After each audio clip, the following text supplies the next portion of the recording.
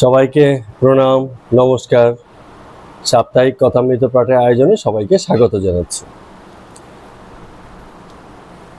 জগতে চারপাশে আমরা যা দেখছি,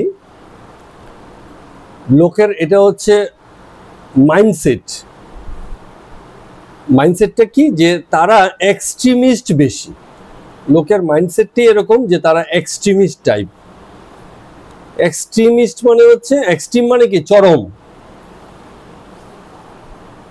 চরম মনোভাবাপন্ন। নরম নয়, এটা হচ্ছে চরম। যদি মারতে হয় পুরো মেরে ফেলো, ও আর বাঁচিয়ে রেখে লাভ নেই, এরকম। অনেক সময় এরকম হয় না, একটা মশা মারতে গেছেন, খানিকটা মরেছে, পুরো মরেনি। কেউ কেউ বললে যখন পুরো মরেনি, মারার যখন ইচ্ছাই ছিল, বাকিটাও মেরে দিই। আবার কেউ কেউ আছে ছেড়ে দেয়, ঠিক আছে, ওর ভাগ্য, মরণ ছিল, বেঁচে গেছে, এবার বাকিটা যদি বাঁচে বাঁচলো, মরলে মরলো, এইরকম। তো এক্সট্রিমিস্ট মাইন্ড, যে শত্রুর মানে শেষ রাখবো না, বিনাশ করে দেব। কিন্তু জগতে শত্রু মিত্র দুই তো আছে। এরকম এক্সট্রিমিস্ট মাইন্ডের জন্য জগতে কত ক্ষতি সাধন হয়েছে, এখনো হচ্ছে।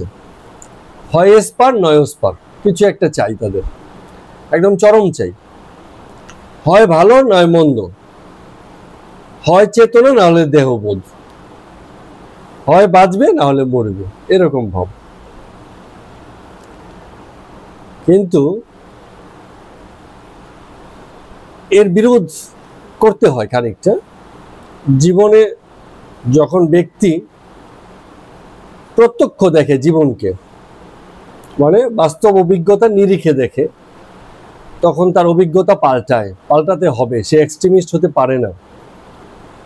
সেদিনকে আমাদের গুরুদেবকে জিজ্ঞেস করা হয়েছিল যে পরজন্ম আছে কিনা বলুন। তো উত্তরে তিনি বলেছিলেন, যেখানে জন্ম মৃত্যুই স্বীকার করি না, সেখানে পরজন্ম তো অনেক দূরের ব্যাপার। কেন? এই কথার মানে কি, গভীর অর্থ কি? জন্ম মৃত্যু কেন স্বীকার হয় না? কারণ জন্ম মৃত্যু স্বীকার হয় ব্যক্তির দেহবোধের পর্যায় থেকে। কিন্তু জগতের হিসেবে জন্ম আর মৃত্যু কোথায়? এ তো অনবরত জন্ম, অনবরত মৃত্যু, প্রতি মুহূর্তে জন্ম, প্রতি মুহূর্তে মৃত্যু। কার জন্ম কার মৃত্যু? যখন আমি দেহবোধে আছি, তখন আমার জন্ম হয়েছে, আমার মৃত্যু হবে। জন্মের আনন্দ আছে, মৃত্যুর ভয় আছে। কিন্তু যে দেহবোধে নেই, আমিত্ব যার উপেক্ষিত হয়েছে, সে জগতে জন্ম মৃত্যুর খেলাকে গোড়ার দিক থেকে দেখবে, মানে ব্যক্তির পর্যায় থেকে প্রত্যক্ষ করবে না। তখন জন্ম মৃত্যু অস্বীকৃত হয়ে যায়। পরজন্ম তো দূরের ব্যাপার, জন্ম মৃত্যুই যেখানে নেই, আগের জন্ম নতুন জন্ম পরজন্ম নেই, প্রতিনিয়ত জন্ম, প্রতিনিয়ত মৃত্যু। কিন্তু যে কথা দিয়ে শুরু করেছিলাম, যে কেন এক্সট্রিমিস্ট হওয়া যায় না, চরম ভাবাপন্ন হওয়া যায় না, কারণ এটা অনেক যথার্থ কারণ আছে। যে নিরাকারে ভাবনা ভাবতে ভাবতেও ব্যক্তির স্বভাবই এমন, সে কিছু না কিছু আকার ধরে নেয়। কারণ নিরাকার মানে কি, যার আকার নেই। এখন সে নিরাকারকে ভাবছে, যে যার আকার নেই, যার আকার নেই, এই ভাবতে ভাবতে তার একটা আকারের বা এই আকার নেই, এই ভাবনা থেকে তার মধ্যে, তাহলে ব্যাপারটা কি, আকার নেই মানে তাহলে এরকম হতে পারে। তো যখনই ভাবছে এরকম হতে পারে, তার মানে তার কিছু কল্পনা, একটা রূপ লাভ হয়েছে। তো এরকম তো নিরাকারে ভাববে, কতক্ষণ ভাববো? বেশিক্ষণ ভাবা যায় না নিরাকারে ভাবনা। কখনো কখনো সাকারে আশ্রয় গ্রহণ করতে হয়। পাখি কতক্ষণ আকাশে উড়বে? 2 দিন, 3 দিন, 5 দিন, 7 দিন, 1 মাস, 2 মাস। কখনো কখনো তাকে নামতে হবে। সেই সাইবেরিয়া থেকে পাখিগুলো, শীতের অতিথি পাখিরা, এত পথ পার করে এই ভারতের নাতিশীতোষ্ণ অঞ্চলে কিছুকাল থাকতে আসে। তো থাকতেই তো আসে, আকাশে তো চড়তে পারতো, কেবলই আকাশে চড়া, কিন্তু তা তো হয় না। তাকে কখনো কখনো নামতে হবে। তো কারণ কি? কারণ হচ্ছে জগৎ দ্বৈতে প্রতিষ্ঠিত। যে কোনো একটা মত ধরে জগতে চলা যায় না। এখানে বহুমতের প্রাধান্য।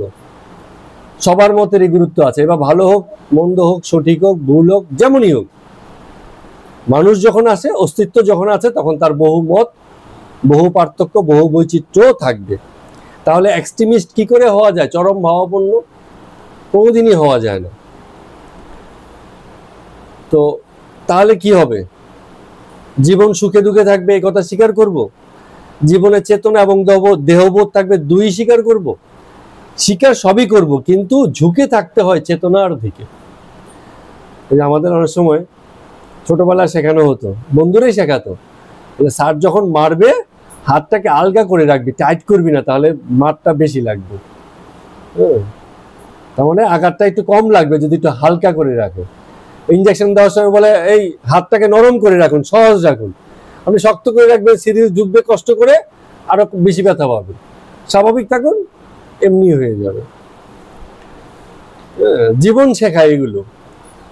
তো কথা হচ্ছে যে এই জীবনই আমাদেরকে শেখায় যে দেহবোধ আর চেতনার মধ্যে কোনটাতে থাকলে পরে আমাদের জীবন সহজ হয়।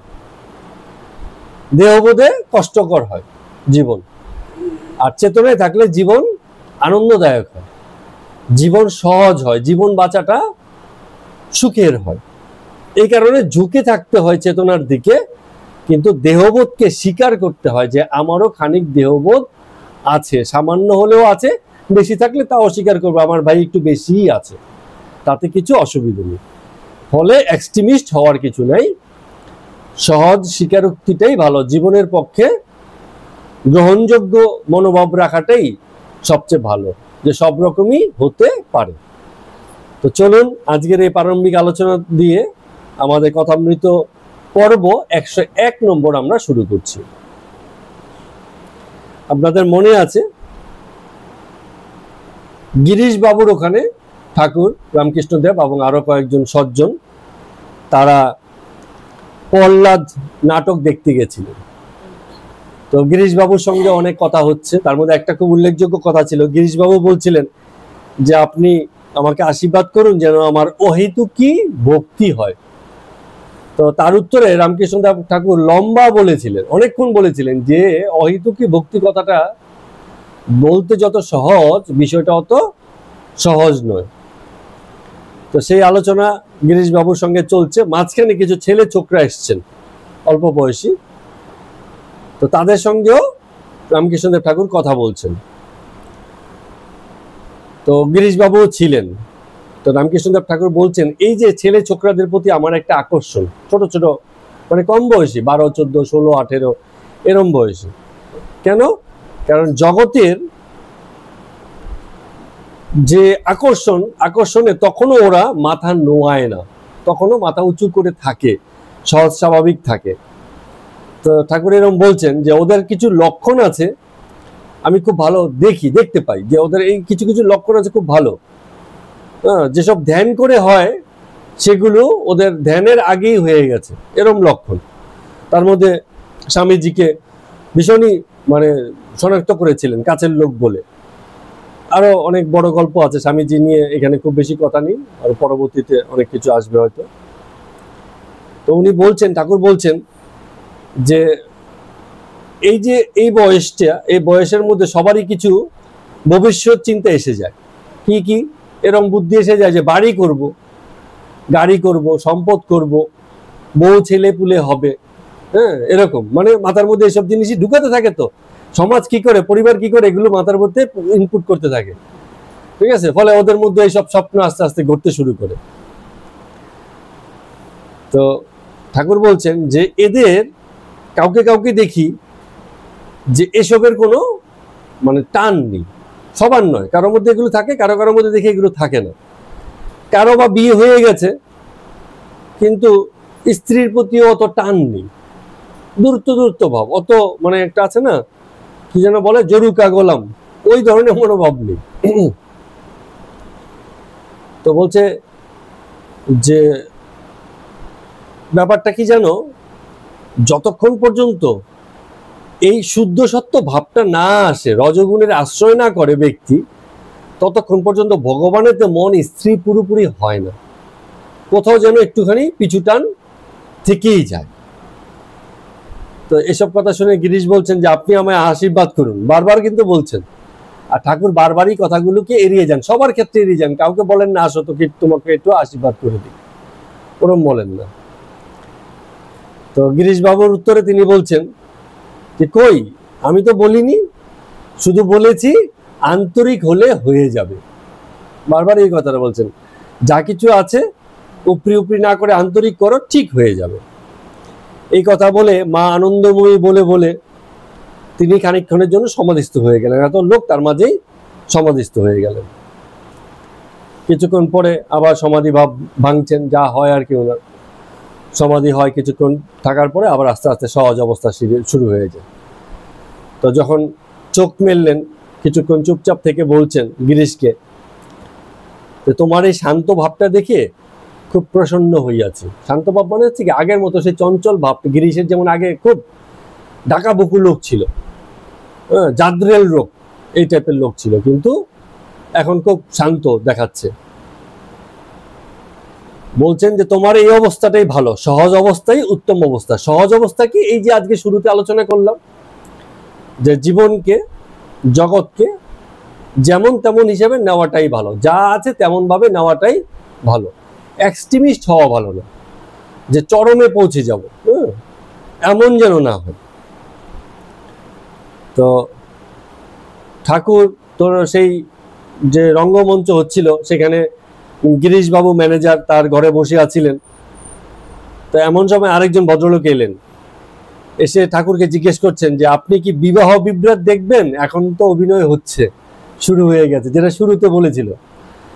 তো ঠাকুর আবার বলছেন, এ কি করলে গিরিশ, পল্লাদ চরিত্রের পরে বিবাহ বিভ্রাট? আগে পায়েস খাইয়ে দিলে, এখন বলছে শুক্তো খাবে? তো হয় এসব জিনিস। তো ঠাকুর সেখানে আর বসলেন না, কারণ তারপরে আর চলে না ওইসব, এখন চলে না। সবাইকে মানে সবার উদ্দেশ্যে প্রণাম করে, আর লোকজনও যারা ছিল, বিশেষত ওই সময়ে যারা মানে নাটক করছিলেন, তাদের মধ্যে যারা মেয়েরা ছিল তাদেরকে ডেকে আনা হলো। তারা সবাই ভক্তি ভরে ঠাকুরকে পায়ে ধরে প্রণাম করলেন। ঠাকুর বলছেন, মা থাক থাক, প্রণাম করতে হবে না, থাক থাক থাক। খুব মানে করুণা মিশ্রিত, হ্যাঁ, স্নেহপূর্ণ কথায় আদর করে বলছেন, যেন এরম ভাবে তিনি বলছেন। তারপর তারা সব চলে গেলে তিনি বলছেন, সবই তিনি এক এক রূপে। অর্থাৎ মানে সে সময় সমাজে এই যারা নাট্যমঞ্চে নাটক করতো, যেসব মেয়েরা অবহেলিত, নিগৃহীত, তাদের চরিত্র নষ্ট হয়ে গেছে, সমাজে এইসব লোক ধরে নিত, মানে নাটক কি ভালো মানুষের মেয়ে করে নাকি, এরকম ভাবা আর কি। হ্যাঁ, নেগলিজেন্সি ভাব ছিল। সমাজ ব্যবস্থা পাল্টেছে, এখন কারো বাড়িতে কোনো মেয়ে যদি সিরিয়ালে অভিনয় করে, সেই বাড়ির লোকের কি কদর জায়গায় জায়গায়। তো এখন সময় পাল্টে গেছে, তখন কিন্তু এইসব বিষয় ছিল না, হ্যাঁ, কঠিন ছিল ব্যাপারগুলো।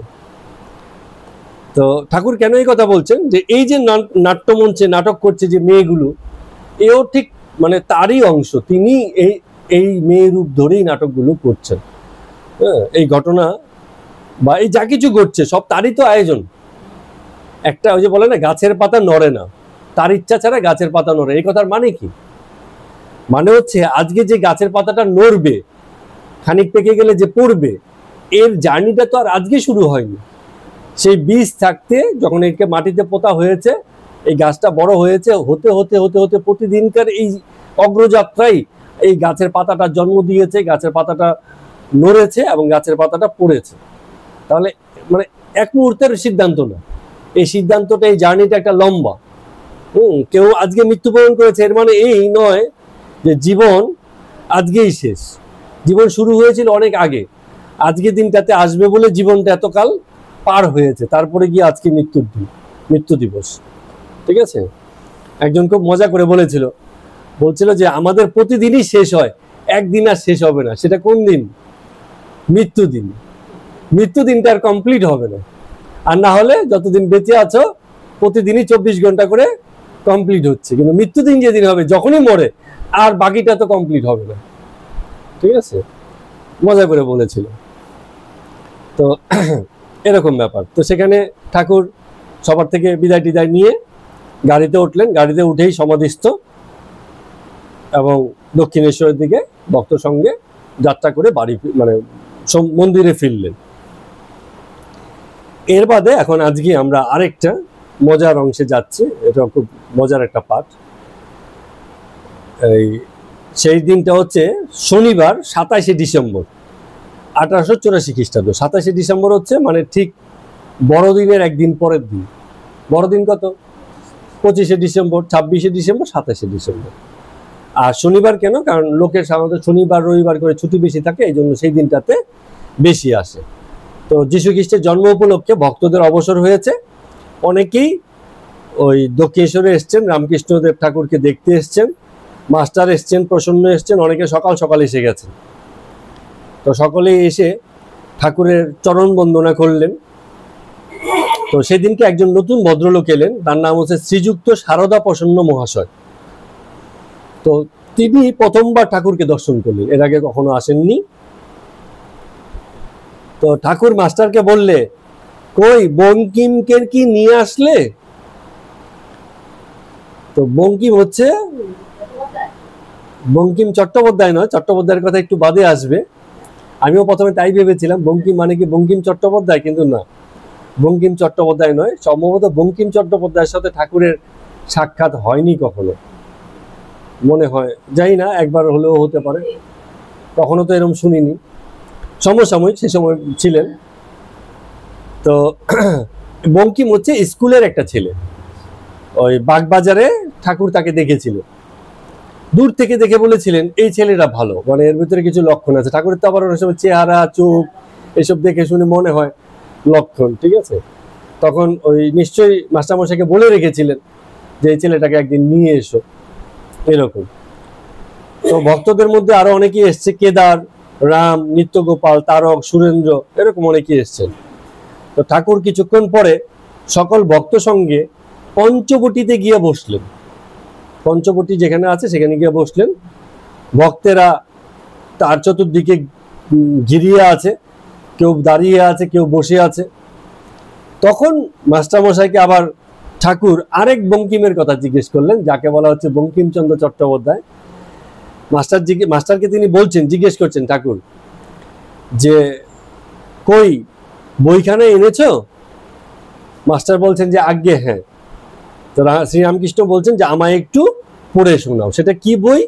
বঙ্কিমচন্দ্র চট্টোপাধ্যায়ের রচিত দেবী চৌধুরানী বই, ঠিক আছে। দেবী চৌধুরানী গ্রন্থটাকে নিয়ে এসেছেন। তখন খুব নাম দেবী চৌধুরানী গ্রন্থ হিসেবে, মানে নতুন প্রকাশিত হয়েছে এবং খুব নাম, লোকমুখে শোনা যাচ্ছে, খুব অসাধারণ গ্রন্থ লেখা হয়েছে। আপনারা, আমি খানিকটা কিছু কিছু পড়ার সুযোগ হয়েছে, বইটা আমার কাছে নেই। বঙ্কিমচন্দ্র চট্টোপাধ্যায়ের একটা খুব ভালো বই আছে, খুব মানে সুখ্যাতি আছে, কদর করেছে লোকে, শ্রীকৃষ্ণের উপরে লেখা একটা বই আছে বঙ্কিমচন্দ্র চট্টোপাধ্যায়ের, খুব অথেন্টিক লেখা। হ্যাঁ, তো যাই হোক, এখন সেই যে বই নিয়ে এসছেন মাস্টারমশাই, তো ঠাকুর বলছেন বা ঠাকুর শুনেছিলেন যে দেবী চৌধুরানীতে নিষ্কাম কর্মের অনেক কথা নাকি বর্ণনা করা হয়েছে, ধর্মীয় কথা, বিভিন্ন গল্প কথার ভিতর দিয়ে বর্ণনা করা হয়েছে। এছাড়া লেখক বঙ্কিমচন্দ্র বাবুরও অনেক সুখ্যাতি রামকৃষ্ণদেব ঠাকুর শুনেছিলেন। এখন তার আগ্রহ হয়েছিল ব্যক্তিকে জানতে হলে তাহলে কি করতে হবে, তার বই পড়তে হবে। হ্যাঁ, তিনি কেমন লেখক, কি লেখেন, ওটা জানলে পরে ব্যক্তি সম্পর্কে খানিকটা ধারণা পাওয়া যাবে। তো মাস্টারকে বলছেন যে এবার তুমি আমাদেরকে পড়ে শোনো, যা হয় ওনার। হ্যাঁ, কোনো বইটি নিয়ে আসা হলে এবার আমাকে দেখে পড়ে শোনো। এখন মাস্টার সেই বঙ্কিমচন্দ্র মানে চট্টোপাধ্যায় রচিত দেবী চৌধুরানীর বইটা পড়ে শোনাচ্ছেন। তো বলছে, একটি মেয়ের কথা বলছে মেয়েটি ডাকাতের হাতে পড়েছিল। মেয়েটির নাম প্রফুল্ল। সেই প্রফুল্ল কালেক্রমে একসময় দেবী চৌধুরানী বলে পরিচিতি লাভ করেছিল। তো যে ডাকাতের হাতে পড়েছিল সেই ডাকাতের নাম আবার খুব ভালো নাম, খুব বিখ্যাত। তার নাম হচ্ছে ভবানী পাঠক। ভবানী পাঠক নামে এক ডাকাতের হাতে সে মেয়েটি পড়েছিল, কিন্তু ডাকাতটি খুব ভালো। ডাকাতটি সে প্রফুল্ল বলে মেয়েটিকে অনেক সাধন ভজন করিয়েছিল এবং কি করে নিষ্কাম কর্ম করতে হয় সেটা শিখিয়েছিল। আর ডাকাত দিয়ে দলটার উদ্দেশ্য ছিল দুষ্ট লোকদের কাছ থেকে টাকা কড়ি কেড়ে নিয়ে গরিব দুঃখীদেরকে খাওয়ানো। তো প্রফুল্লকে বলেছিল আমি দুষ্টের দমন আর শিষ্টের পালন করি, সেই ডাকাত সর্দার বলেছিল আর কি। তো রামকৃষ্ণদেব ঠাকুর সঙ্গে সঙ্গে বলছেন এ তো রাজার কর্তব্য, দুষ্টের দমন শিষ্টের পালন এ তো রাজার কর্তব্য। কেন এই কথাটা সঙ্গে সঙ্গে বলা হয়েছে? কারণ সনাতন শাস্ত্রই দাঁড়িয়ে আছে এই বর্ণভেদের উপরে। বর্ণভেদটা কেন? কারণ কর্তব্যকে ভাগ করা হয়েছে। মানে সমাজ কি করে বা জগৎ কি করে ঠিকঠাক চলবে সেই হিসাবে কর্মভিত্তিতে মানুষের প্রকৃতির উপর ভিত্তি করে বর্ণভেদ করা হয়েছে। জাত না, কিন্তু জাত আলাদা জিনিস আর বর্ণ আলাদা জিনিস। তো বর্ণভেদে যারা ক্ষত্রিয় তাদের কাজ কি? কাজ হচ্ছে দুষ্টকে দমন করা আর শিষ্টের বা যারা ভালো লোক আছে তাদের পালন করা, মানে রাজার কর্তব্য যাকে বলে। ঠিক আছে, ক্ষত্রিয় ধর্ম। তো ঠাকুর সঙ্গে সঙ্গে বলছেন যে এ তো রাজার কর্তব্য। তো মাস্টার বলছেন যে হ্যাঁ, আরো এক জায়গাতে ভক্তির কথা আছে, আমি একে একে পড়ছি। তো তিনি বলছেন যে যখন ওই যে প্রফুল্ল ভবানী ঠাকুর মানে সেই ডাকাত দলে এসে ভিড়ে গেল, তো প্রফুল্ল তো একটা মেয়ে, তো তার সঙ্গে থাকার জন্য ওই ডাকাত সর্দার আরেকটা মেয়েকে পাঠিয়েছে, তার নাম হচ্ছে নিশি। নিশি বলে একটা মেয়েকে পাঠিয়েছে। সেই মেয়েটিও বড় ভক্তিমতী। সে এসে বলছে, মানে যেহেতু সে আগে থেকেই ওই ডাকাত দলে ছিল, ফলে ডাকাত সর্দারের কিছু মনোভাব আদর্শ তার মধ্যে আগে থেকে ছিল। তো সে এসে ওই ইসেকে বলছে, কি নাম, প্রফুল্লকে বলছে যে দেখো শ্রীকৃষ্ণ আমার স্বামী। হ্যাঁ, মানে শ্রীকৃষ্ণকে স্বামী জ্ঞান করে। তো প্রফুল্ল এই কথা শুনে অবাক হয়ে গেছে, বলে এই কি কথা, শ্রীকৃষ্ণ স্বামী? কারণ কি হচ্ছে, প্রফুল্লর বিয়ে হয়েছিল অল্প, তখন যা হয় আর কি, অল্প বয়সে মেয়েদের বিয়ে হয়। তো প্রফুল্লর বাবা ছিল না, প্রফুল্লর মা ছিল। তো মানে তৎকালীন সময়ে নানান রকম মানে কত রকম লোক আছে, কত রকম বদনাম ছড়ায়।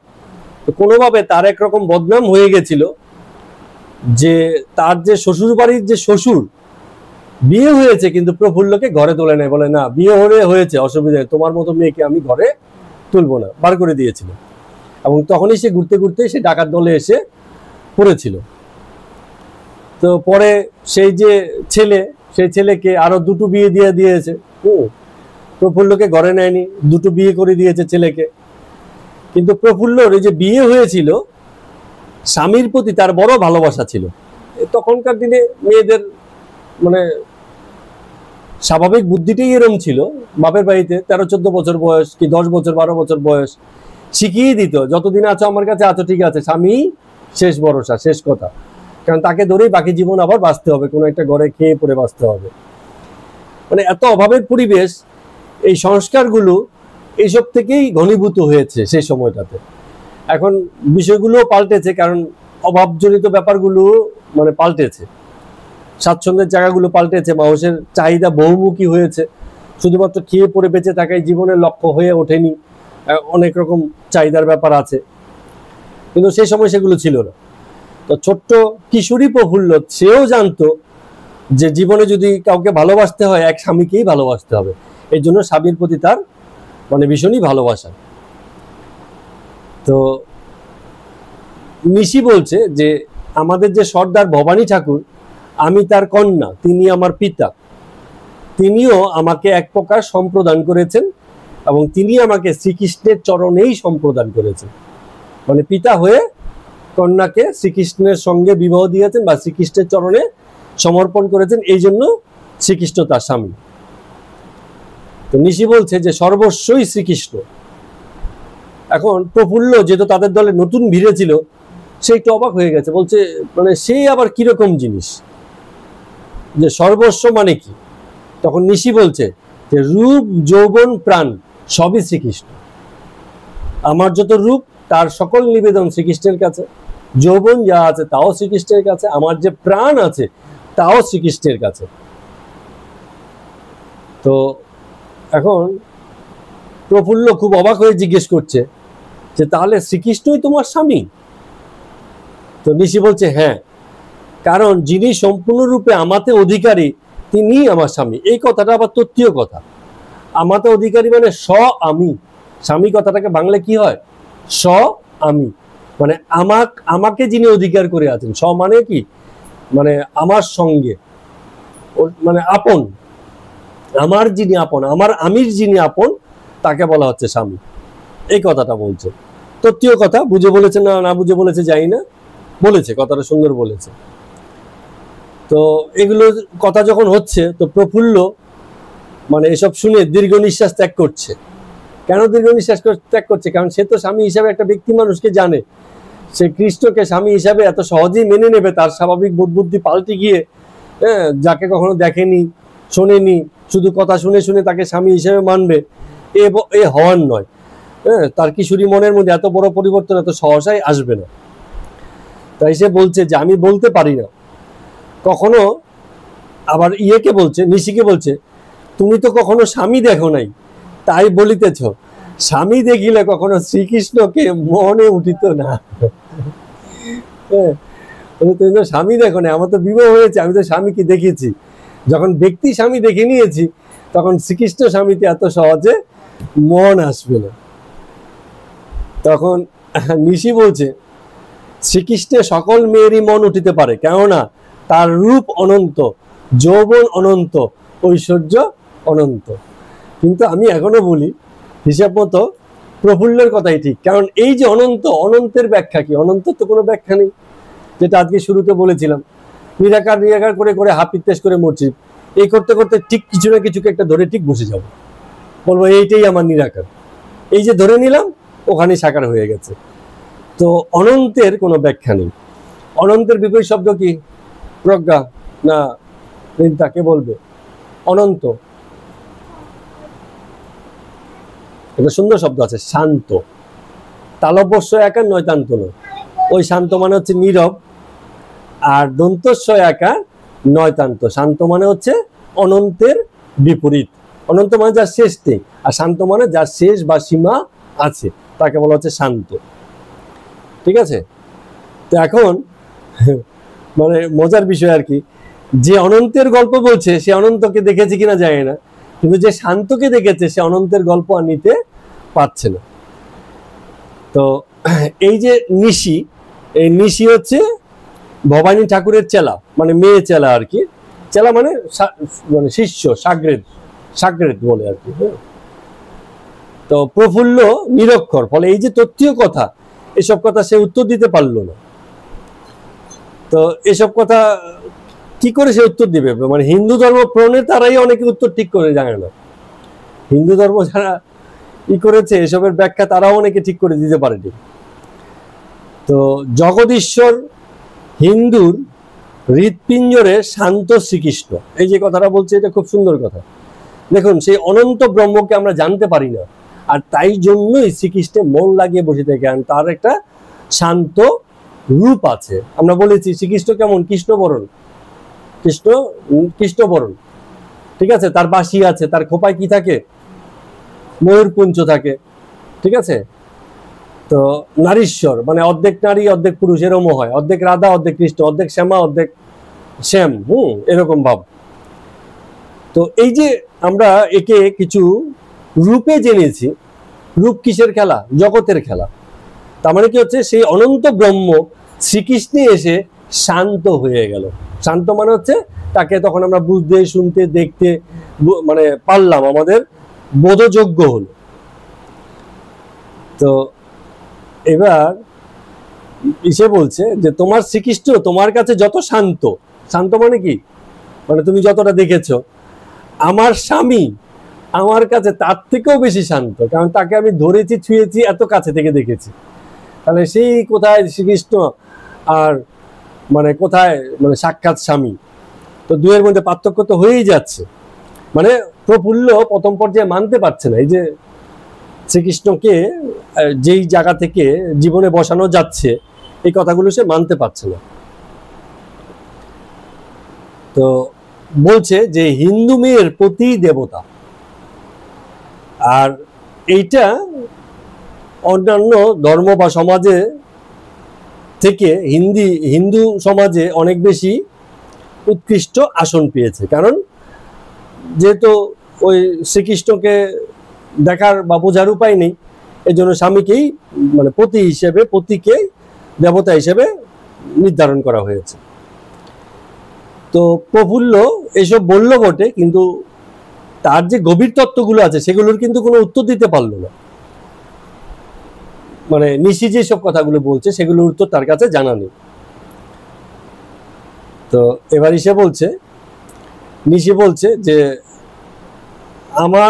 আমার নাম নিশি, আমার আরেকজন বোন আছে, তার নাম হচ্ছে দিবা।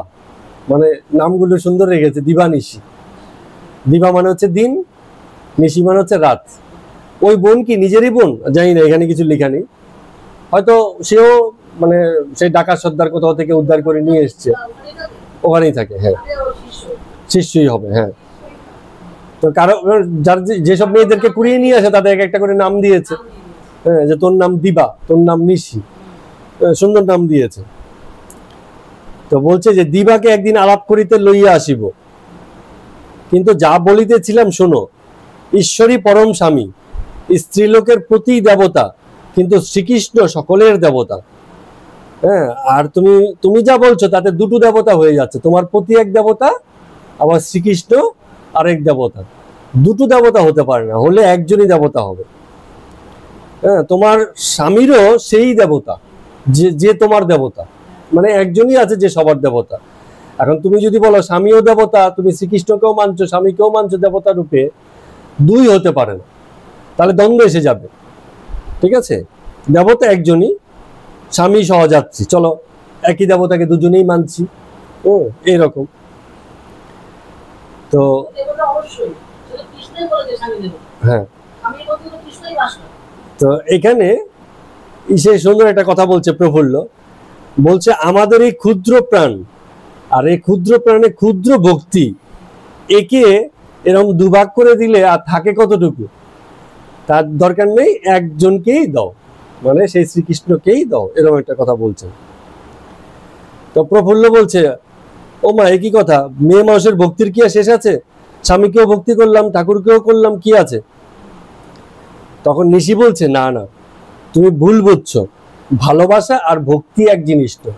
ভালোবাসা তুমি একে একে অনেককেই বাসতে পারো, কিন্তু ভক্তি এক তাকেই করা যায়, দ্বিতীয় আর কেউ নেই, এরকম। তো হ্যাঁ হ্যাঁ,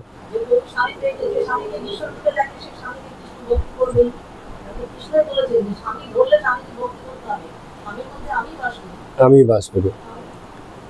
তো এখন মাস্টার পরবর্তীতে আরো বলছেন গল্পটা, বলে এবার এই যে ভবানী ঠাকুর যিনি ছিলেন, তিনি প্রফুল্লকে নিয়ে বিভিন্ন সাধন শেখানো আরম্ভ করলেন। প্রথম বছর ভবানী ঠাকুর প্রফুল্লর বাড়িতে কোনো পুরুষকে যাইতে দিতেন না, কোনো পুরুষের সঙ্গে, মানে দলের অন্য সদস্য কারোর সঙ্গে কোনো আলাপ করার উপায় নেই। 1 বছর কোনো পুরুষের মুখদর্শন, তাদের সাথে কথাবার্তা কিছু চলবে না। দ্বিতীয় বছর বাড়ি আসা নিষেধ, কিন্তু আলাপ হতে পারে, কথা হতে পারে। তৃতীয় বছর প্রফুল্লর মাথা মুড়াইয়া দিলেন, মানে মাথা নেড়া করে দিলেন, মুন্ডন করে দিলেন, এবং তখন তার নতুন নাম হলো, সেটা হচ্ছে দেবী চৌধুরানী, মানে সে ডাকাত সর্দারিনী হলো। হ্যাঁ, মা বলে ডাকবে। এরকম। তো তারপর প্রফুল্লের বিদ্যা শিক্ষা আরম্ভ হলো। প্রফুল্ল তো মানে মানে সে তার শিক্ষা জ্ঞান ছিল না। হ্যাঁ, তো ব্যাকরণ পড়ানো হলো, রঘু ব্যাকরণ, কুমার, নৈষদ, শকুন্তলা হচ্ছে শাস্ত্র, মানে কাব্যগ্রন্থ, সেটাও পড়ানো হলো। একটুখানি সাংখ্য দর্শন শেখানো হলো, খানিকটা বেদান্ত দর্শন শেখানো হলো, একটু ন্যায় দর্শন শেখানো হলো। তো এই কথা মাস্টারমশাই বলছেন। মাঝখান থেকে রামকৃষ্ণদেব ফোড়ন কাটলেন, মানে কথাটা থামিয়ে দিলেন, বললেন এর মানে কি জানো? এর মানে লেখক বলতে চাইছেন যে না পড়লে শুনলে জ্ঞান হয় না। যে লিখেছে তার এই মত যে পড়ে শুনে তবেই ঈশ্বরকে জানা যায়। তো ঠাকুর কিন্তু এটার আবার বিরোধিতা করেন, বলেন না, ঈশ্বরকে জানতে হলে পড়ে শুনে জানতে পারে না, বরঞ্চ পড়ে শুনে আরো কি হয়, বিভিন্ন রকম কনসেপ্ট এসে যায়, ধ্যান ধারণা এসে যায় তখন প্রকৃত ঈশ্বরের ধারণাই আর নিতে পারে না, বাস্তব ঈশ্বরকে আর দেখতে পায় না। ধারণার ঈশ্বর তখন মাথার মধ্যে বসে থাকে, অনেক কিছু জেনে বসে আছে, তো পণ্ডিত হয়ে যায়। হ্যাঁ, তখন এত কিছু জেনেছে যে তখন আর সহজ স্বাভাবিক মানে ঈশ্বর সামনে দিয়ে গেলেও দেখতে পাচ্ছে না। খুব পণ্ডিত ব্যক্তি, তার সামনে দিয়ে ঈশ্বর চলে যাচ্ছে কিন্তু সে দেখতে পাচ্ছে না, বুঝতে পারছে না। তো ঠাকুর এখানে বলছেন যে যদু মল্লিকের সঙ্গে যদি আলাপ করতে হয় তাহলে তুমি কি করবে? যদু মল্লিক কেমন লোক তুমি জানতে চাও, তো তুমি তার কখনো বাড়ি, তার কত টাকা, তার কত কাজ, সে কি কি কর্ম করেছে, সে কি কি কর্ম করছে, কি কি মানে ভবিষ্যৎ পরিকল্পনা আছে তার, সেসব জানবে না তুমি সরাসরি কোনোভাবে কাউকে ধরে যে ভাই আমাকে চলো যদু মল্লিকের সঙ্গে কথা বলে দাও, কি দারোয়ানের ধাক্কা খেয়ে পালিয়ে গিয়ে কোনোভাবে তার সামনে গিয়ে পড়বে, তার সাথে কথা বলবে? তো মানে ঠাকুর বলতে চাইছেন যে ঈশ্বরের প্রসঙ্গে বা বিষয়ে যা কিছু ঈশ্বরের ঐশ্বর্য, ঈশ্বরের কল্প, এটা সেটা নানান কিছু বলে যা কিছু রচনা হয়েছে তা তো তার বিষয়ে, কিন্তু তার সঙ্গে আলাপ করতে হলে সরাসরি তার কাছে যাও, তাকে আগে চেনো, তার সঙ্গে আলাপ করো। যদি এর বাদে গিয়ে তার বিষয় আশয় সম্পর্কে, তার ঐশ্বর্য সম্পর্কে, তার রূপ শ্রী এগুলো সম্পর্কে জানতে চাও, তাকে জিজ্ঞেস করো। তো যখন আলাপ হয়ে যায় তখন জিজ্ঞেস করলে দেখবে ফরফর ফরফর করে তাকে সব মানে সে তোমাকে সব বলে দেবে। তো আগে ঈশ্বরকে চাই, পরে ঈশ্বরের বিষয়ে সব ধ্যান ধারণা, এরকম। তো এটা হচ্ছে ঠাকুরের বক্তব্য। তো এই জন্য ঠাকুর বলছেন যে যখন বাল্মীকি নিজের অবস্থার পরিবর্তন করতে গেছে তখন কিন্তু সে শাস্ত্রগ্রন্থ আগে পড়ে নাই, সে তখন মরা বলেছিল, মরা। অনেকে আমরা বলি যে, হ্যাঁ কথাটা বলছি আমি, যে মরা বলেছিল, অনেকে এরকম ব্যাখ্যা করে, দুটি ব্যাখ্যাই ঠিক। হয়তো বলে রাম বলতে পারছিল না, এমন পাপিষ্ট যে রাম বলতে পারছিল না, এই জন্য শব্দটাকে উল্টে দিয়েছে, মরা বলেছে। কিন্তু এখানে ঠাকুর আরেকটা ব্যাখ্যা করছেন, এই ব্যাখ্যাটাও আগে আমরা আলোচনা করেছি।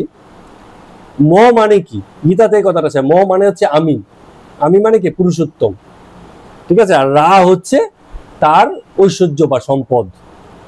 তো মরা কথাটার ভিতরে দুই আছে, এক পুরুষোত্তম আছে এবং তার সম্পদও আছে, তার ঐশ্বর্যও আছে, তার জগৎও আছে। তার মানে মরাতে ঈশ্বর প্লাস এই জগৎ দুই কথাটা আছে। সেখান থেকে মরা মরা বলে তখন তার ঈশ্বরের জ্ঞান হয়ে এসেছিল। তারপরে গিয়ে এবারে সে শাস্ত্রগ্রন্থ অধ্যয়ন করেছে, কি কি করেছে আমরা জানি না, কিন্তু তার দ্বারাই শাস্ত্রগ্রন্থ লেখা হয়েছে, ঠিক আছে। তো হ্যাঁ, তার মানে কি হচ্ছে, কোনো রকম শাস্ত্রগ্রন্থ পাঠ না করেও সে এত জ্ঞান অর্জন করলো যে শাস্ত্রগ্রন্থ লেখার ক্ষমতা অর্জন করলো, রামায়ণের গ্রন্থ রচনা করে ফেললো, ঠিক আছে। তো এই যে কথাগুলো বলছে মানে একটা দৃষ্টিভঙ্গি থেকে ঠাকুর ঠিকই বলছেন। তো ভক্তেরা এইসব কথা শুনে অবাক হয়ে ঠাকুরের কথামৃত শুনছিলেন। তো আবার ইশারা করলেন মাস্টারমশাইকে, এবার পড়ো, আর একটু পড়ো, একটু শুনি। তো এবার যখন এই প্রফুল্লকে বিভিন্ন রকম শিক্ষা দেওয়া হলো, অধ্যয়ন শেখানো হলো, এই কত কিছু শাস্ত্রীয় ব্যাপার স্যাপার, তো অধ্যয়ন শেষ হলে অনেকদিন বাদে ভবানী ঠাকুর মানে সেই ডাকাত সর্দার এবার প্রফুল্লের সঙ্গে দেখা করতে এলেন। দেখা করে এবার বলছেন যে আজকে থেকে তোমার নিষ্কাম কর্মের উপদেশ তোমাকে দেব। তো নিষ্কাম কর্ম সম্পর্কে কোথায় জানা যায়? গীতাতে সবচেয়ে বেশি, গীতাতেই নিষ্কাম কর্ম সম্পর্কে বলা হয়েছে। তো সেখানে এসে একটা গীতার শ্লোক করে তার ব্যাখ্যা হচ্ছে। তো ব্যাখ্যাটা কি বলা হচ্ছে যে মানে আসক্তির বিপরীত শব্দ কি হবে? প্রজ্ঞা বলো, এবার পারবে। অনাসক্তি, খুব ভালো বলেছে। আসক্তির বিপরীত শব্দ হচ্ছে অনাসক্তি। তো বলছে অনাসক্তির তিনটে লক্ষণ, মানে আসক্তিটা দূর করার তিনটে লক্ষণ কি কি আছে? এক নম্বর হচ্ছে ইন্দ্রিয় সংযম।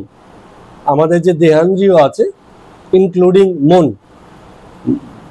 পঞ্চেন্দ্রিয়, মন, এই যে আছে এই বিষয়ের সংযম। আরেকটা যেটা বলছে নিরহংকার। অহংকার মানে কি? আমি বোধ, আমি হয়েছি, আমি বিশেষ হয়েছি। হ্যাঁ, আমরা যত রকমের বিশেষ হতে পারি, ঠিক আছে। তুমি পৃথক, তুমি সবসময় ভাবো তো যে আমি পৃথক, আমি বিশেষ। এই যে নামে আমি আটকে আছি, আমি বিশেষ হয়েছি। আমি ওর বন্ধু, ঠিক আছে, আমি ওর এই, ঠিক আছে, যে যা কিছু ভেবে শিখেছে নিজের সম্পর্কে, এই আমি বোধ থেকে যেটা এসছে সেটাই তার অহম। আর অহম যারা আছে তাকে বলে, তারা আছে অহংকার। আর এই অনাসক্তির লক্ষণ হচ্ছে নিরঅহংকার, মানে অহংকার থাকবে না, আমি বোধ থাকবে না, আমি গুরুত্বপূর্ণ নয়, আমি হচ্ছে এই জগতের খেলারই অংশ। আমি আবার কোথা থেকে, আলাদা অস্তিত্ব কি আছে? জগতের হাজারো হাজারো আমি আছে, আমি তার মধ্যে এক আমি, বিশেষ আমি বলে কিছু নেই, এরকম ভাব। এবং সর্বশেষ যেই কথা, যারা গীতা পাঠের সময়টাই ছিলেন তারা কিছু মানে মনে করতে পারবেন যে শেষের দিকে এসে শ্রীকৃষ্ণ বলছিলেন যে ইন্দ্রিয় সংযম হলো, নিরহংকারও হলো, এরপরেও কর্ম করার প্রয়োজনীয়তা থাকে, কিন্তু সেই কর্ম যখন থাকে তখন তার ফলও থাকে। তো সেই ফলটা থেকে মুক্তির উপায় কি? ফলের সঙ্গে বিচ্ছেদ হওয়ার উপায় কি? সর্বকর্ম তাকে সমর্পণ। শ্রীকৃষ্ণে সব ফল সমর্পণ, যা কিছু হয়েছে সব কৃষ্ণ দেখে নেবে, ভালো হলে ভালো, মন্দ হলে মন্দ, যা হবে আমি অত কিছুর মধ্যে নেই, সব কর্ম তাকে সমর্পণ। এই তিনটি বিষয় মানে গীতা থেকে উল্লেখ করা হলো, তার ব্যাখ্যা হচ্ছে। তো রামকৃষ্ণদেব ঠাকুর বলছেন একদম ঠিক ঠিক গীতার কথা ও ভাই কাটবার কোনো মানে মানে খণ্ডন করার রাস্তা নেই, কেটে কুটে অন্য কিছু বলবো না, যা বলেছে ফাইনাল, ও আর এরপরে আর কিছু চলে না। তো এবার এসে ওই যে ডাকাত সর্দার হ্যাঁ ভবানী, তাকে মানে ইসেকে জিজ্ঞেস করছে, প্রফুল্লকে বলছে, তো তুমি আমায় এবার বলো, প্রফুল্লকে জিজ্ঞেস করছে যে তুমি আমার এবার বলো যে ধন, এই যে ডাকাতি করে যে তুমি যে ধন করবে, এই ধনের তুমি কি রকম ব্যবহার করবে। এটা এই জায়গাটা খুব ইন্টারেস্টিং। তো প্রফুল্ল বলছে যে সমস্ত ধন শ্রীকৃষ্ণে অর্পণ করবে, সব শ্রীকৃষ্ণে সমর্পণ করবে। তো ডাকাত সর্দার ভবানী বলছে সব কিছু মানে অন্য কিছু করবে না, সব সমর্পণ করবে। প্রফুল্ল বলছে হ্যাঁ সব সমর্পণ করবে। তো ভবানী বলছে ঠিক তাহা হইলে কর্মে অনাসক্ত হইবে না। ভবানী একটা অন্যরকম প্রসঙ্গে বলছে যে যদি তুমি তাই করো তাহলে কর্মে যে অনাসক্তিটা তোমার চাই সেই জিনিসটা তোমার হবে না। কেন? কারণ তোমার নিজের আহার বিহারের জন্য তখন তোমাকে আলাদা চেষ্টা করতে হবে। ডাকাতি করে তুমি যা কিছু পেলে সব তুমি দিয়ে দিচ্ছ, তুমি তোমার আহার বিহার কি করে চলবে? তা তোমাকে তখন আরেকটা কিছু করতে হবে। হ্যাঁ, তার মানে কি হচ্ছে, আরেকটা কিছু যদি তুমি করো তাহলে তোমার আবার আরেকটা আসক্তি জন্মাবে, যেখান থেকে তোমার দেহ রক্ষা হতে পারে। কি করবে তুমি? আরো উচ্চতর কিছু করার চেষ্টা করবে। কি করবে? হয়তো ভিক্ষাবৃত্তি করবে, যে ভিক্ষা নিয়ে জীবন নির্বাহ করবে। কিন্তু তুমি জানো কি না জানি না, ভিক্ষাবৃত্তিও আসক্তি হতে পারে। আরেকটা ঘরে যাই দেখি আরেকটু কিছু পাবো, আরেকটা ঘরে যাই আরেকটু কিছু পাবো, আরেকটা ঘরে যাই আরেকটু কিছু পাবো। হ্যাঁ, তো ভিক্ষাবৃত্তিও তো আসক্তির ব্যাপার হয়ে যেতে পারে। এই জন্য ওই রামকৃষ্ণ মিশন মঠে ইয়ে করে দেওয়া হয়েছিল 10 গড় মানে মাংবে, পেলে পাবে, না পেলে নেই। তো সমর্পণানন্দ মহারাজ তিনি একবার গল্প করছিলেন, কাশিতে ছিলেন তখন তারা, সমর্পণ আনন্দ মহারাজ। হ্যাঁ, তো কাশিতে গল্প করেছেন। তো ওনারা সকালবেলা বেরোতেন, যে কজন আছে আশ্রমিক, মানে তখন ওনাদের সন্ন্যাসের ট্রেনিং চলছে। তো বলে দেওয়া আছে 10 গড়, যে এর বেশি কিন্তু নয়। এখন এমনও দিন মাঝে মাঝে হতো 10 গড়ের 1 গড়েও দেয়নি, একদম খালি এসে চলে আসতো। বুকা, কিচ্ছু করার নেই, এটাই সন্ন্যাস। বুকা থাকো, জল খেয়ে থাকো, কিছু করার নেই। আবার অনেক সময় 2-3 গড় থেকে এত হয়ে যেত আর 10 গড় তারা যেত না, চলে আসতো। কিন্তু ম্যাক্সিমাম 10 গড়। কারণ কি আছে, না হলে যদি মনে হয় যে কিছু নিয়েই যেতে হবে, 10 গড় তখন না পেলে 100 গড় হয়ে যাবে, তাহলে এটাও তো একটা আসক্তি হয়ে গেল। ঠিক আছে, যে আমি তাহলে এই করি, হ্যাঁ এরকম। আবার একই ঘরে বারবার যাওয়া যাবে না, তাহলে তো ওই ঘরের লোক তো চেনে, রামকৃষ্ণ মিশন মঠের, গেলেই ভরে দিয়ে দিবে, তো হলো না। নতুন নতুন ঘর, নতুন নতুন জায়গায়, নতুন নতুন মেয়ের কাছে যেতে হবে, কত রকম ভাবে, যে যেন আসক্তি না হয়। তো বলছেন, উনি ভালো একটা পয়েন্ট ধরেছেন, ভবানী বলছেন যে ভিক্ষাতেও আসক্তি হতে পারে। তো তোমার সবই যদি তুমি দান করে দাও, তোমার দেহ রক্ষা কি করে হবে? তখন তো অন্য কাজে আবার মন লাগাতে হবে। দরকার নেই, তুমি যে ধন আছে তার থেকে কিছু ধন তুমি দেহ রক্ষার কাজেও মানে রাখবে। এবার রামকৃষ্ণদেব হাসছেন বলছে এই যে বুদ্ধি এটাকেই বলি পাটোয়ারি বুদ্ধি, মানে একটুখানি ব্যবসায়িক বুদ্ধি আবার রেখে দেয়। হ্যাঁ, তার বলছেন এইটুকু হিসাবি বুদ্ধি। কিন্তু একথাও ঠিক যে ভগবানকে চায় সে এই হিসাবি বুদ্ধিটুকুও রাখে না, সর্বসমর্পণ হয়ে যায় তার। ওই দেহ রক্ষার জন্য আর কিছু মাথায় রাখে না, সব তিনি দেখবেন, না হলে নেই, না খেয়ে থাকবে, কোনো অসুবিধা নেই। এই জগৎ এত বড় যে তার উপর পূর্ণ ভরসা করেছে, সে জানে যে কোনোদিনই সে না খেয়ে থাকেনি। ভরসা করতে হবে, তবে না খেয়ে মানে মানে না খেয়ে থাকবে না এমন ব্যবস্থা তিনিই করে দেবেন। কারণ ভরসা না থাকলে ব্যক্তি নিজের উদ্যোগ কিছু লাগাবে, কি হবে, এক বেলা, দুবেলা, তিন বেলা, একদিন না হয় না খেয়ে থাকলো। এমন তো উপবাসও আমরা করে ফেলি, 16 ঘন্টা উপবাস তো আমরা এমনিই করছি, তাই না? সুতরাং অত ভয়ে পাওয়ার কিছু নেই। তো বলছে যে যিনি ঈশ্বরের পূর্ণ সমর্পণ করেন, দেহ রক্ষার অত হিসেব নিকেশ তার থাকে না। এটা হচ্ছে রামকৃষ্ণদেব ঠাকুরের মানে দর্শন বা ভাবনা। মাস্টারমশাই বলছেন যে ব্যাপারগুলো আরো আছে। তো এবার ওই ভবানী জিজ্ঞেস করছেন যে ধন যে শ্রীকৃষ্ণের সমর্পণ করবে বলছো, সেটা কি করে করবে? তো প্রফুল্ল বলছে যেহেতু সর্বভূতেই শ্রীকৃষ্ণ বিরাজমান, তো সর্বভূতে বিতরণ করাটাই হবে শ্রীকৃষ্ণের বিতরণ। শ্রীকৃষ্ণকে তার পাবো না, কিন্তু এই জগৎ শ্রীকৃষ্ণেরই বাস, এই জগতে তারই বাস, তিনি এই জগতে বাস করছেন। তো এই কথা শুনে ভবানী বললেন খুব ভালো, এটা খুব ভালো বলেছে। কিন্তু আবার এখানে কথাও আছে যে সর্বভূতে দানের জন্য অনেক পরিশ্রম দরকার। এটা মনে ঠাকুর বলছেন নাকি না ইসে বলছেন, মাস্টারমশাই বলছেন যে সর্বভূতে দানের জন্য পরিশ্রম দরকার। যেটা ওই যে আমরা অর্জুন আর কি যেন কর্ণ, হ্যাঁ কর্ণের গল্পে দেখেছি, দানের গল্প একটা আছে না উদাহরণ। তো যদি দানই করতে হয় তার জন্য তো আয়োজনের কিছু নেই, এত বাজ বিচারের কিছু নেই। তো যদি বেশ বিন্যাস করতে হয় তো সেই ভোগ বিলাসের ঠাটের প্রয়োজন হয়ে যায়, হ্যাঁ, অর্থাৎ ব্যবস্থাপনার প্রয়োজন হয়ে যায়। তো তার জন্য এক প্রকারের দোকানদারি চাই, একরকম ব্যবস্থাপনা, বিলি ব্যবস্থা চাই। তো শ্রীরামকৃষ্ণদেব খানিকটা বিরক্ত হয়ে বলছেন যে এখানেও দোকানদারি, যেমনি আকর তেমনি কথা বের হয়। রাত দিন যাদের বিষয় চিন্তা, হ্যাঁ, কিছু কপটতার জ্ঞান যার হয়েছে এবং কপটতা যে চিনতে শিখেছে, তার ভিতর থেকে কপটতার ভাবনা কখনো যায় না। কথা ঠিকই বলছে। যেমন জগৎকে আমরা যারা একটু ভালো করে দেখেছি বা বুঝেছি, তারা কি দেখেছি, জগতে ঠকের খেলা, এখানে ঠকবাজ বেশি, তো এই জন্য আমরা সচেতন বেশি থাকি, ঠিক আছে? ফলে পূর্ণ ভরসা কারোর প্রতি আসে না, পূর্ণ বিশ্বাসও কারোর প্রতি আসে না। তো যখন অন্তরেই এরকম অবিশ্বাসের মন, তো সে কি করে ঈশ্বরের পূর্ণ বিশ্বাসের সঙ্গে সমর্পিত হবে? কথাগুলো তো ঠিকই। তো দোকানদারি কথাটা না বলে ওইটে কথা বললেই ভালো ছিল, যে আপনাকে অকর্তা জেনে কর্তার ন্যায় কাজ করো, এটাও ভালো বলছে। অকর্তা মানে কি, আমি কিছু করছি না, যা কিছু এসছে আমার কর্মের থ্রুতে এসছে, যা কিছু যাচ্ছে ওই কর্মের মধ্য দিয়ে বেরিয়ে যাচ্ছে, অত হিসেব নিকেশের কিছু নেই। তো ঠাকুর রামকৃষ্ণদেব বলছেন, বলে সেদিনও একদিন এরকম একজন গান গাইছিল, লাভ লোকসানের কথা বলে বলে গান গাইছে। তো গান যখন হচ্ছে আমি বারণ করলাম, বলে এত লাভ লোকসানের চিন্তা করে কি হবে, মানে গান আন্তরিক হওয়া উচিত, তার কথাই হবে শুধু, ঠিক আছে, মনের আবেগের কথাই হবে। ওই লাভ কি হলো, লোকসান কি হলো, কি লস হলো, এইসবের হিসাব করে লাভ নেই। তো এরকম পাঠ চলতে আছে, কারণ সবাই মিলে সেই রানী দেবী চৌধুরানী শুনবেন, সেজন্য আয়োজন চলছে। তো এবার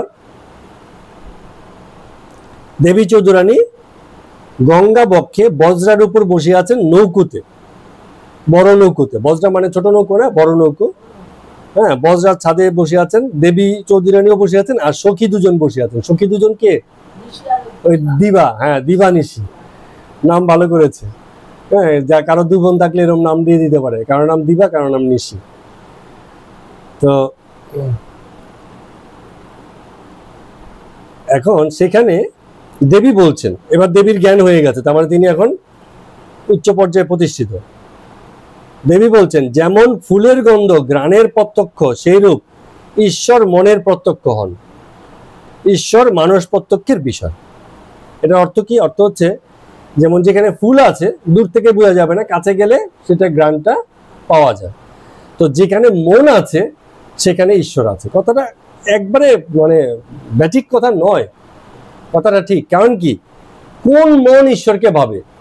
আমাদের মতো যেসব মন মানে পরিণত মন, যেসব মনের এই ভাবনার ক্ষমতা আছে, মানুষ হচ্ছে সবচেয়ে পরিণত মনের অধিকারী, সে ঈশ্বর সম্পর্কে ভাবতে পারে। তারপরে আর কে ভাবতে পারে?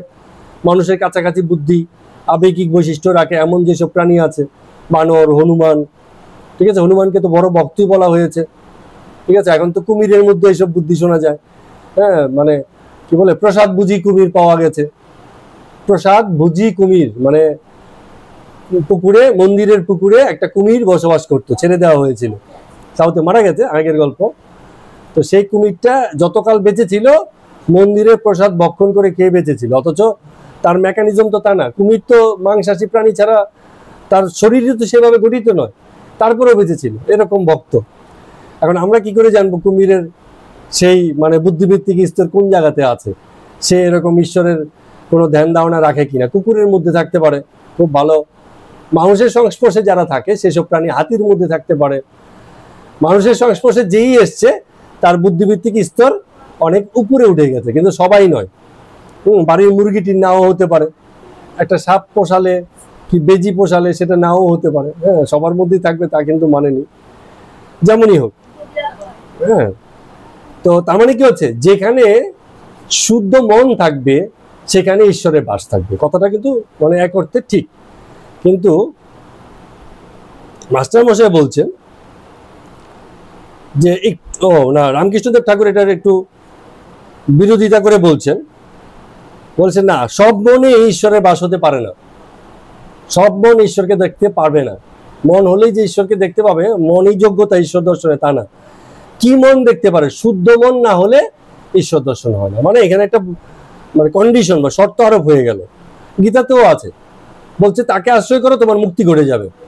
আরে কথাটা এত সহজ নয়, অনেকগুলো শর্তের উপর দাঁড়িয়ে আছে।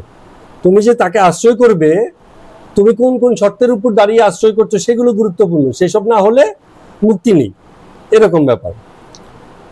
তো মাস্টারমশাই আবার বলছেন যে না, এখানে এই গ্রন্থের মধ্যেও আছে।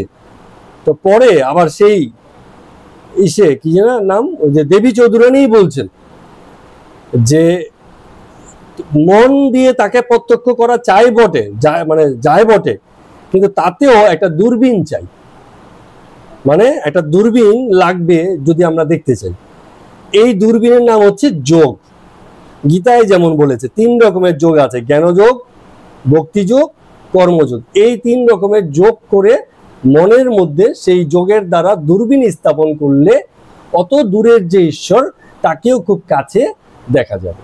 দূরবীন কি? দূরের জিনিসকে কাছে দেখায়, ঠিক আছে। এইভাবে যোগ দূরবীনের দ্বারা ঈশ্বর দর্শন হয়। দেবী চৌধুরানী বলছে, যে মেয়েটা মানে মূর্খের মতো প্রথম দিন কথা বলেছিল, তো রামকৃষ্ণদেব ঠাকুর বলছে হ্যাঁ, এ তো খুব ভালো কথা, ভালো কথা, গীতার কথা খুব সুন্দর বলেছে। তো এই উপন্যাসের শেষে সেই দেবী চৌধুরানীর সঙ্গে তার স্বামীর দেখা হয়েছিল, হ্যাঁ। তো স্বামীর উপর তার খুব ভক্তি ছিল। তো এরপরে দেখা হইলে পরে কি হলো সেসব জিনিস তো এখানে নেই, ওই দেবী চৌধুরানীর উপন্যাসটা পড়লে হয়তো পাওয়া যাবে, পরের পার্টে হয়তো আছে। আচ্ছা, এখন রামকৃষ্ণদেব ঠাকুর বলছেন যে সেই যে পতিব্রতার ধর্ম, অর্থাৎ কোথাও না কোথাও মনের মধ্যে ওই যে শান্ত স্বামীকে, শান্ত শ্রীকৃষ্ণকে দেখেছে, জগতের স্বামীকে এত কাছ থেকে দেখেছে, শরীর রূপে মাথায় রয়ে গেছে তো, হ্যাঁ।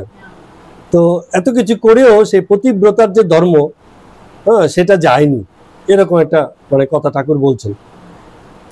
তো এইসব বলে কয়ে সবাই হাসাহাসি করছে, পাঠ সমাপ্ত হলো। তো ঠাকুর বলছেন যে এরকম হলে মন্দ হয় না, কিন্তু প্রতিমাতে ঈশ্বরের পূজা হয়, আর জীবন্ত মানুষে কি তাহলে পূজা হতে পারে না? মানে মাটির প্রতিমাতে যদি ঈশ্বর জ্ঞানে পূজা হতে পারে, তাহলে জীবন্ত মানুষে কি দোষ করেছে? তো এই জন্যই তো গুরুকে এত শ্রেষ্ঠ স্থান, কারণ মানুষের প্রতিমাই যদি এত শ্রেষ্ঠত্ব পেতে পারে, তাকে প্রণাম, তাকে সম্মান, তাকে পূজা, তাকে পাঠ প্রার্থনা আরাধনা এসব যদি চলতে পারে, তাহলে ব্যক্তি মানুষকেও সামনে রেখে চলতে পারে, যদি ব্যক্তিটা তেমন উঁচু হয়। খানিক কারণে বলছিলেন না যে যে স্ত্রীর পক্ষে স্বামী দেবতা তুল্য।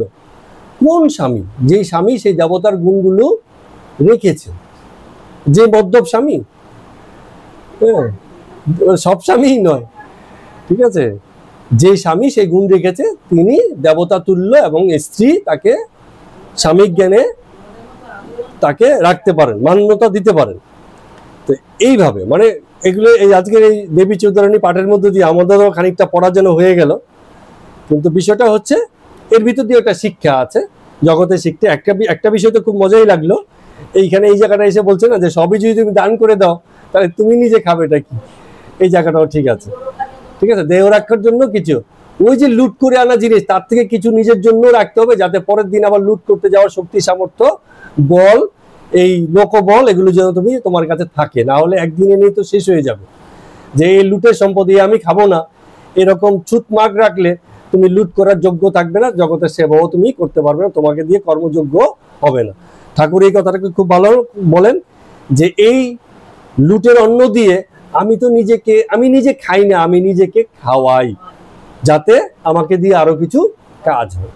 এইভাবে ঠাকুর সদুপদেশ দিচ্ছেন। তো সবাইকে প্রণাম ও নমস্কার। আজকের মতো কথামৃত পাঠ এখানেই শেষ করছি।